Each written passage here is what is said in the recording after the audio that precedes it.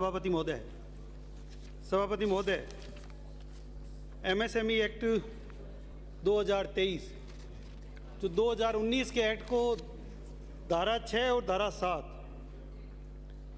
इन दोनों धाराओं में वैसे तो एक लाइन का ही अमेंडमेंट है कि 3 वर्ष की जगह केवल 5 वर्ष करना चाहिए।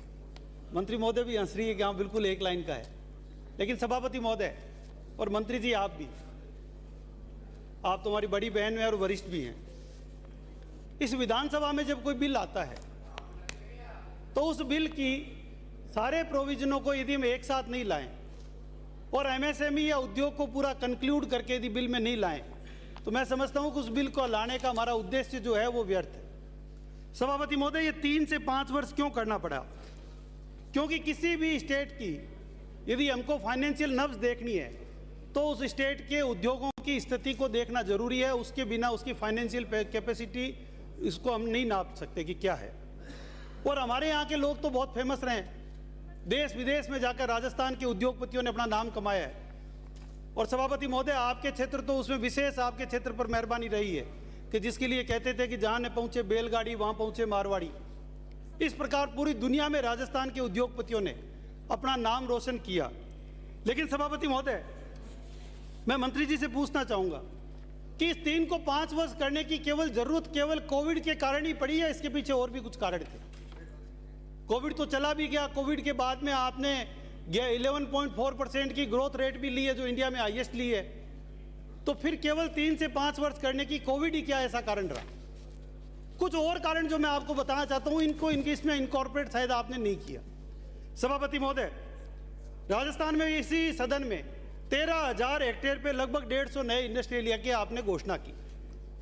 और घोषणा करने के बाद मैं बड़ी जिम्मेदारी के साथ कह रहा हूं कि रिको ने केवल बिल्डर के रूप में काम करना शुरू कर दिया। जिस प्रकार बिल्डर केवल अपना मकान बनाता है और बेचता है, रिको ने केवल घोषणा की और प्लॉटिंग की और बेच दिया। वहां सुविधा के नाम पे जीरो है। मंत्री महोदय, आप चाहे घूमकर देख लो, 150 इंडस्ट्रियल एरिया में कितने इंडस्ट्रियल एरिया डेवलप हुए हैं, कितने में सड़क बन गई, कितने में इंफ्रास्ट्रक्चर बन गए, कितने में एसटीपी ईटीपी प्लांट लग गए, कितने में पानी की व्यवस्था हो गई। और सबसे बड़ा ट्रांसपोर्ट तो अभी तक आपने कहीं पर भी व्यवस्था नहीं की। सभापति महोदय, राजस्थान में सबसे बड़ा कारण जो उद्योगों का पिछड़ने का रहा है वो हमारे पास यदि हम देखें तो तीनों कंपोनेंट, बिजली, रॉ मटेरियल और लेबर, तीनों इंडिया में हमारा सबसे ज्यादा है। और फिर सबसे ज्यादा एमएसएमई जो हमारे यहाँ पे खत्म हो रहा है कि एमएसएमई को आपको लैंड 25% पर देनी चाहिए। आप लैंड इंडिया में सबसे हाईएस्ट रेट पे दे रहे हो। मैं मोरबी का उदाहरण दूंगा कि राजस्थान से रॉ मटेरियल जाता है, पूरा रॉ मटेरियल बिकने भी वापस बन के टाइल्स बन के राजस्थान आती है। 10,000 फैक्ट्रियां गुजरात में चल रही है। आज तक चाहे सरकार हमारी रही हो चाहे सरकार आपकी हो, क्यों राजस्थान के अधिकारी और सरकार ने पक्ष विपक्ष में मिलकर इस बात पे कभी चिंतन नहीं किया कि वो 10,000 यूनिट पूरी राजस्थान के बीकानेर जिले और यहाँ पर ये शेखावाटी में इस क्षेत्र में आसपास क्यों नहीं आ सकती जहां पूरा रॉ मटेरियल है? आज तक इस बारे में कभी कोई प्रभावी काम नहीं हुआ। सभापति महोदय, मंत्री महोदय, मैं आपका ध्यान दिलाना चाहूंगा कि सांगानेर, जहां से मैं विधायक हूं, सभापति महोदय 300 वर्ष पुराना वहां पर उद्योग है, रंगाई का, प्रिंटिंग छपाई का। उसी के कारण जयपुर को क्राफ्ट सिटी का अवार्ड मिला। और आज उसके साथ साथ लगभग पूरी दुनिया में 10 लाख कुर्ती प्रतिदिन यहां से एक्सपोर्ट की जाती है, यहाँ डोमेस्टिक और एक्सपोर्ट मार्केट में 10 लाख के आसपास कुर्तियां। सभापति महोदय, लगभग राजस्थान में 11% एक्सपोर्ट केवल टेक्सटाइल का है, जिसमें सांगानेर का बहुत बड़ा योगदान है।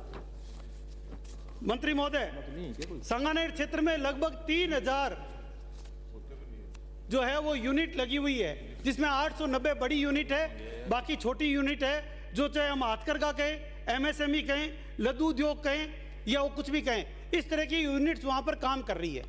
वो निजी भूखंडों पे कर रही है, आज से नहीं कर रही, 300 सालों से चल रहा है। मैं ये मांग करता हूं सदन में कि उन भूखंडों को इंडस्ट्रियल का दर्जा दिया जाए, जिससे उनको आए दिन आने वाली परेशानी को रोका जा सके। उनको परेशान किया जाता है, कभी पॉल्यूशन के नाम पे, कभी सरकारी विभाग के दूसरे अधिकारी परेशान करते हैं। इसलिए वहां पर इंडस्ट्रीज का दर्जा दिया जाए, मिक्स लैंड यूज वहां के पूरा एरिया में किया जाए।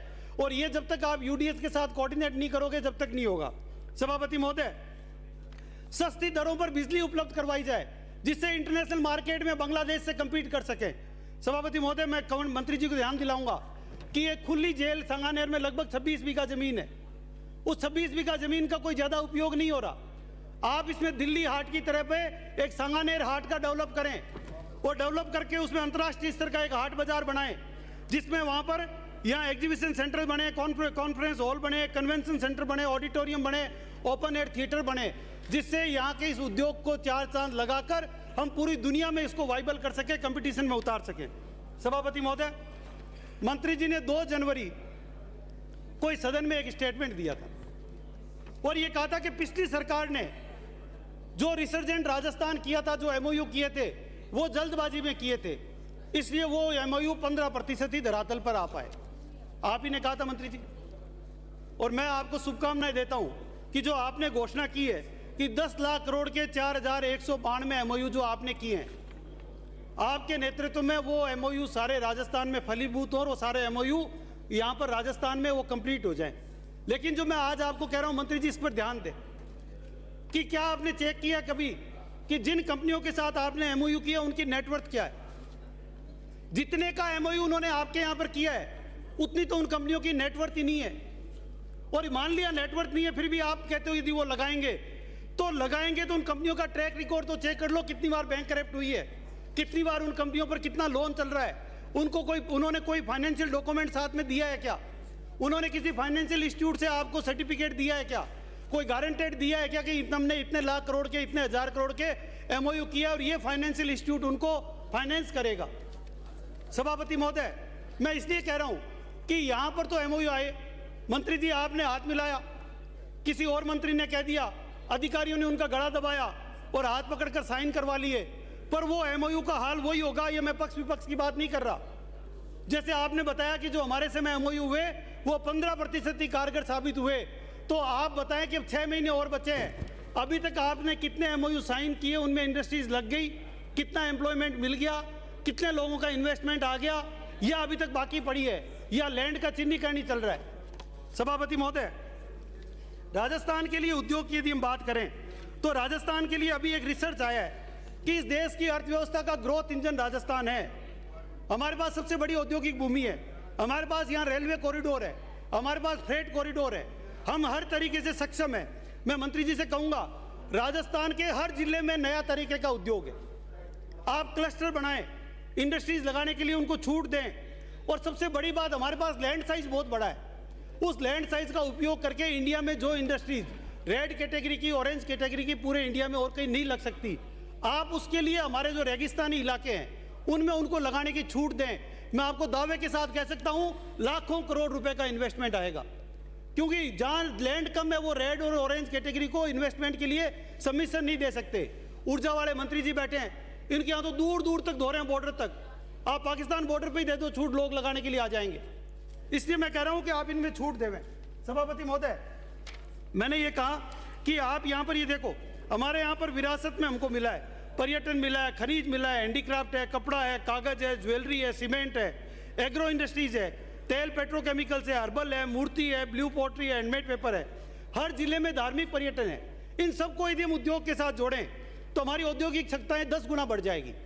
और जो मैं कह रहा हूं कि फिर हमारी जीडीपी भी बढ़ी है और ग्रोथ रेट भी हम आगे चल रहे हैं, तो मुझे लेकिन ये बड़े दुख के साथ कहना पड़ रहा है कि एनसीआर की फैक्ट्रियां बंद हुई। सभापति महोदय, चाइना में फैक्ट्रियां बंद हुई, पूरी दुनिया की सारी स्टेट गवर्नमेंट और नेशनल गवर्नमेंट्स लग गई कि उन फैक्ट्रियों को हम यहाँ पर लाएं। मंत्री जी, हम आंकलन करें कि हरियाणा गई, पंजाब गई, नोएडा गई इंडस्ट्रीज, हम राजस्थान में कितनी लाने में सक्षम हुए? हमारे पास तो सब कुछ है, हमारी भौगोलिक परिस्थितियां उनको मजबूत करें। हम यदि ठीक से इंफ्रास्ट्रक्चर दें और ठीक से रियायतें दें, ठीक से बिजली की व्यवस्था करें। आज हो क्या रहा है, बार बार हमको सबको पढ़ने को मिलता है, सर्कुलर निकलता है कि 3 घंटे उद्योग बंद रहेंगे। राजस्थान की 13,000 फैक्ट्रियां बंद, राजस्थान के बड़े उद्योग शटडाउन में चले गए, उनको दी हुई छूट वापस ले ली, बिजली की 15% छूट को कम करके 10% कर दिया। हम एमएसएमई एक्ट को 3 वर्ष से 5 वर्ष कर दो, 7 वर्ष कर दो, 10 वर्ष कर दो। ये बढ़ाने की जरूरत इसलिए बढ़ रही है, उद्योगपति कभी भी छूट नहीं चाहता, वो ये चाहता है आप सुविधा जो कह रहे हो वो दे दो। यदि आपने सुविधा दे दी तो 1 साल में लगा देगा, वो आपसे लैंड खरीद चुका, उसके ब्याज लग रहा है, वो 3 साल में पूरा क्यों नहीं करेगा, तो 1 साल में कर देगा, वो ब्याज थोड़ी नहीं भरेगा। वो मजबूरी में 3 से 5 साल मांग रहा है, क्यों? क्योंकि डिपार्टमेंट चक्कर कटवाते हैं, हमने जो वादे किए वो पूरा नहीं करते हैं। सभापति महोदय, मैं एक और मंत्री जी के ध्यान में दिलाना चाहूंगा। मंत्री महोदय, आज इतने कम इंफ्रास्ट्रक्चर के बावजूद आज राजस्थान की स्थिति मैं आपको 1 मिनट में बताता हूं। हम इंजीनियरिंग सेक्टर में पूरे देश के प्रपोर्शनेट में 14.75%, हैंडीक्राफ्ट में 11.67%, टेक्सटाइल मार्केट में 10.86%, मेटल में 10.01%, केमिकल एंड अलाइड में जो सबसे वीक सेक्टर था हमारा उसमें 9.51%, dimensional stone, marble, granite, article उसमें हम 8%, जेम एंड ज्वेलरी में 7.71%, एग्रो एंड फूड इंडस्ट्रीज में 8.9% और अदर में 20.58%। ये हमारा रेशियो है, पूरे इंडिया का जो एक्सपोर्ट है उसमें ये रेशियो हमारा है। सभापति महोदय, मैं मंत्री जी को ध्यान दिलाना चाहूंगा कि हम एग्रो की बात करें, राजस्थान में सबसे ज्यादा अपार संभावनाएं हैं एग्रो की। आज तक क्यों हमारे यहाँ रेल कॉरिडोर को हमने रेट जो है रेल साइडिंग, वेयर हाउसिंग आज तक डेवलप नहीं की? हमने आज तक क्यों यहाँ साइलो नहीं किए? हरियाणा जैसे छोटे स्टेट ने साइलो डेवलप कर दिए, लेकिन राजस्थान की एग्रो पॉलिसी में आज भी साइलो नहीं हुए। आज भी यहाँ पर जो शहरों में इंडस्ट्रियल एरिया आ गए सभापति महोदय, उनमें हजारों इंडस्ट्रीज में अवैध गोडाउन बन गए। तो मैं मांग करता हूं सदन में कि आप उनको लीगल वेयर हाउस बनाने की परमिशन दो, आप उसमें रेजिडेंशियल की परमिशन दो, कॉमर्शियल की दो, क्योंकि वहाँ इंडस्ट्रियल एरिया के साथ लेबर को रखने के लिए जगह भी मिलेगी और आज वैसे भी वो अवैध चल रहे हैं। मैंने आपको पिछली बार भी एक कहानी बताई थी कि रिको की जमीन पे 10-10 लाख रुपए किराया लोग उठा रहे हैं। बिहारी लाल। सभापति महोदय, मैं यही कहते हुए धन्यवाद दूंगा कि हमारे एग्रो बेस इंडस्ट्रीज पर हमको ध्यान देना चाहिए और एग्रो बेस इंडस्ट्रीज को बढ़ाना चाहिए। आपने अवसर दिया, बहुत बहुत धन्यवाद। माननीय सभापति जी।